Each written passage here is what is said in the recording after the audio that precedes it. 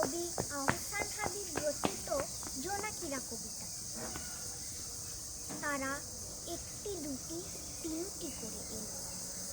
তখন বৃষ্টি ভেজা শীতের হাওয়া বইছে এলোমেলো। তারা একটি দুটি তিনটি করে এলো।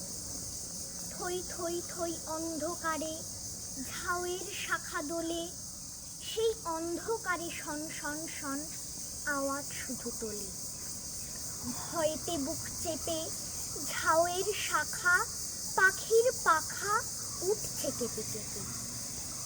তখন একটি দুটি তিনটি করে এসে 100 200 300 করে ঝাঁক বেঁধে যায় শেষে।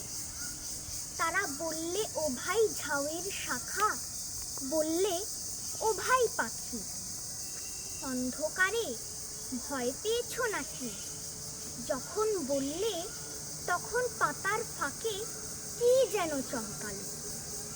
অবাক অবাক চোখের চাওয়ায় একটুখানি আলো যখন ছড়িয়ে গেল ডালপালাতে সবাই দলে দলে, তখন ঝাউয়ের শাখায় পাখির পাখায় হিরেমানিক জ্বলে।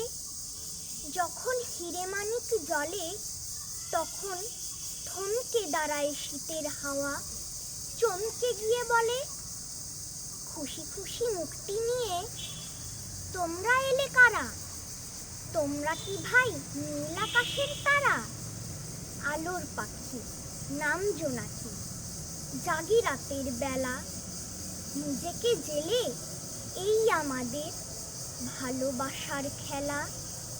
তারা নইকো নইকো তারা, নই আকাশের চাঁদ, ছোট্ট বুকে আছে শুধুই ভালোবাসার স্বাদ। ধন্যবাদ সবাইকে।